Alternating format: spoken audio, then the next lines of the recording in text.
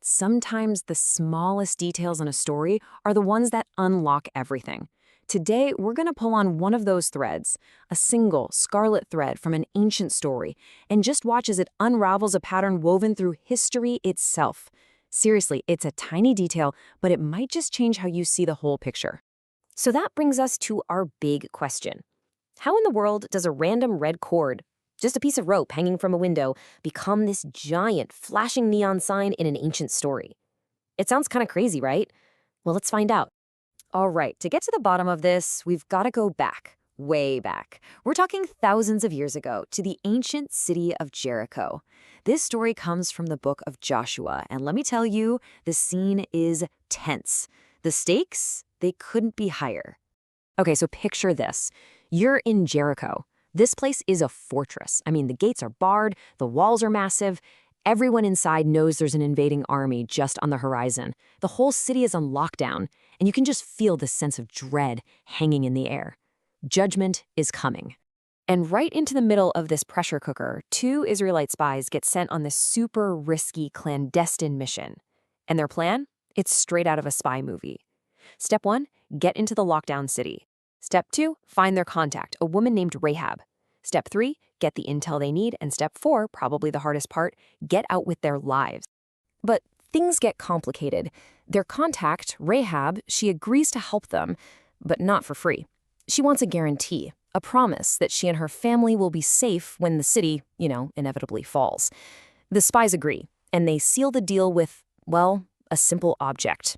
So here's the deal they strike. Rahab helps them escape by literally lowering them down the city wall with a rope, and in exchange, they give her a simple instruction. Leave that exact same rope, this scarlet cord, hanging in her window. That's it. That's going to be the sign for the invading army to spare everyone inside that house. And right here, this is where a pretty cool spy story turns into something so much deeper.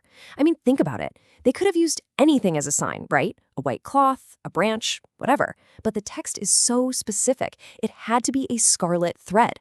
So you gotta ask, why that color? Why scarlet? And the answer, you guys, is definitely not a coincidence. It's not random. It's a deliberate echo, a callback to an even older story of salvation.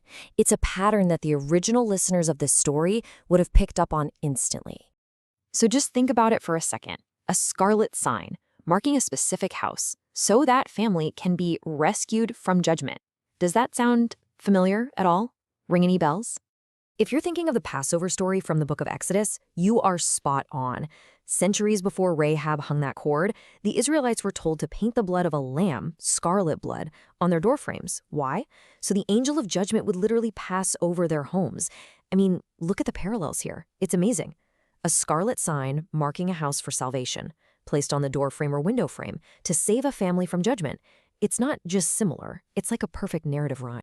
But here's the thing. This isn't just about 2 stories rhyming with each other. That's cool, but it goes deeper. This scarlet thread, it's actually part of a much, much bigger tapestry. It's pointing forward to the ultimate expression of mercy. So what we're seeing here is a pattern developing. It's this powerful idea of a visible, physical sign of mercy, a sign that literally stands between a family and total destruction. You see it, right? From the Passover blood to Rahab's cord, it's like this scarlet thread of rescue is being woven through the whole story, a crimson line of hope, connecting these incredible moments of salvation. So where does this thread lead? Where does the pattern end? Well, it doesn't stop in Jericho. According to this way of reading this story, this scarlet thread of rescue, this crimson line of hope, it points all the way to the ultimate symbol of mercy in the face of judgment, the cross. So what in the world is going on here? Well, what we're looking at is something you could call Bible poetry in real life. It's when themes and events and symbols in the story intentionally echo each other. They rhyme across the centuries, all to reveal one deep, unified message. And when you see this pattern, it reveals so much, doesn't it? It shows us that the narrative isn't just a collection of random stories. It's one big story told with recurring symbols. It hammers home that mercy in the face of judgment is a central theme. And, maybe most importantly, it tells us that those seemingly tiny details, like the color of a rope, can carry the most profound meaning. Stories separated by hundreds of years are absolutely intentionally connected. And that kind of leaves us with one final thought, right? If a simple scarlet thread can hold that much meaning, if it can connect the Passover and a doomed city and the cross, just imagine what other hidden patterns, what other narrative rhymes are just sitting there waiting for us to find them.